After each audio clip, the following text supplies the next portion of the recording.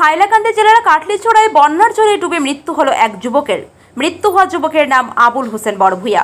কাটলিছড়া রাজস্ব চক্রের পাহাড় গ্রামের প্রয়াত জমির উদ্দিনের ছেলে আবুল হোসেন বৃহস্পতিবার দুপুরে বাড়ি থেকে বের হন। জানা গেছে তিনি বাড়ি থেকে বের হওয়ার সময় জানার নিজের ফিশারি দেখতে যাচ্ছেন। সন্ধ্যা অবধি আবুল ফিশারি থেকে বাড়ি না ফিরায় বাড়ির লোকেরা তার খোঁজে ফিশারিতে যান। অবশেষে ফিশারির জলের তার মরদেহ দেখতে পাওয়া যায়। অবশেষে ফিশারির জলেই তার মরদেহ দেখতে পাওয়া যায়। বাড়ির লোকেদের ধারণা জল ভর্তি ফিশারিতে পড়েই তার মৃত্যু হয়েছে। পরিবারের একমাত্র উপার্জনকারী ছিলেন তিনি। বিডিএসএফ এর সভাপতি আব্দুল আহাদ লস্কর মৃতের পরিবারকে ক্ষতিপূরণের দাবি জানিয়েছেন।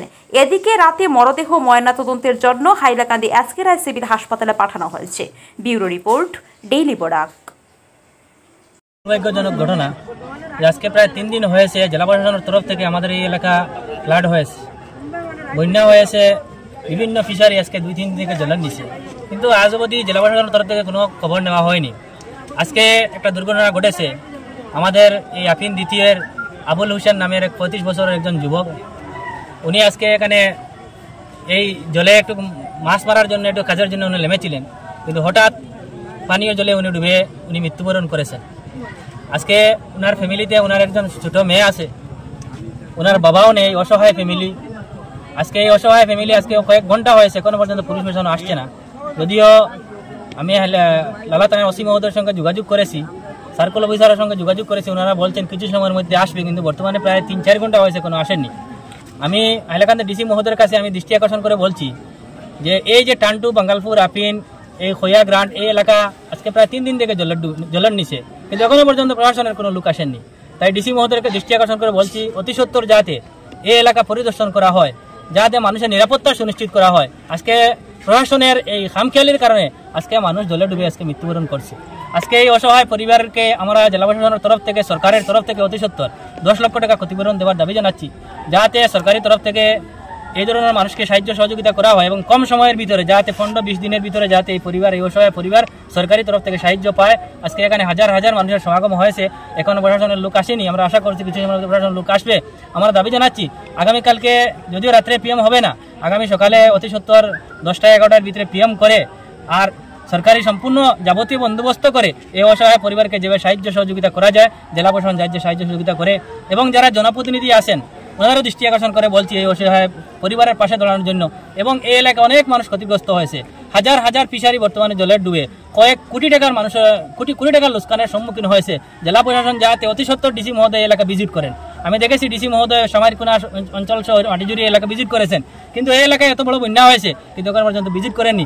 আগামীকালকের বিরুদ্ধে যাতে ডিসি মহোদয় এলাকায় এসে ভিজিট করে মানুষের পর্যাপ্ত পরিমাণে ক্ষতিপূরণ সহ মানুষের নিরাপত্তা সুনিশ্চিত করার দাবি জানাচ্ছি। সার্কুলের আপিন দ্বিতীয় খণ্ড পাহাড়গাঁওয়ের এক তরতাজা যুবক আবুল হোসেন বড়ভূঁইয়া, আপনারা খবর পেয়েছেন যে পানীয় জলে ডুবে, বন্যার জলে ডুবে মৃত্যুবরণ করেছেন। আপনারা জানেন যে এই এলাকায় ব্যাপক হারে ফিশারি ক্ষেত হয় এবং আবুল হোসেন বড়ভূঁইয়া নিজস্ব ফিশারি রয়েছে। আজকে বিগত 3 দিন থেকে এই আপিন দ্বিতীয় খণ্ড, পাহাড়গাঁও, বাটাটিলা, দক্ষিণ জেসনাবাদ, বাঙ্গালপুর প্রভৃতি এলাকায় জলের নিচে রয়েছে, কিন্তু প্রশাসনের কোনো লোক এখনো এর খবরদারি করেনি। আবুল হোসেন বড়ভূঁইয়া নিজের ফিশারি রক্ষা করার জন্য বারবার উনি নেট দিচ্ছেন, নেট দিয়ে মাছ আটকানোর চেষ্টা করছেন। এই সময় জলের স্রোতে উনি মৃত্যুবরণ করেন। মৃত্যুবরণ করার এখনো কয়েক ঘন্টা হয়ে গিয়েছে, কিন্তু হাইলাকান্দি প্রশাসনের পক্ষ থেকে কোনো লোক এখনো এই মৃত্যুবরণ করা যুবকের খবর নিতে আসেনি, যেটা অত্যন্ত দুর্ভাগ্যজনক। আমরা দেখেছি হাইলাকান্দি জেলার বিভিন্ন প্রান্তে প্রশাসনিক আধিকারিকরা যাচ্ছেন, কিন্তু খাটলিছড়া সার্কেলের আধিকারিকরা এখনো বাদ ঘুমে রয়েছেন। আমি ওনাদেরকে বলছি যে আপনারা এখন আর ঘুম ভাঙ্গার সময় হয়েছে, আপনারা ঘুম ভাঙ্গে যান এবং মাঠে নামে আজকে এই দুর্গত মানুষের পাশে দাঁড়ান। এই এলাকায় প্রায় 1/2 শতাধিক বাড়িঘর জলের নিচে রয়েছে, রাস্তাঘাট জলের নিচে, ফিশারি জলের নিচে।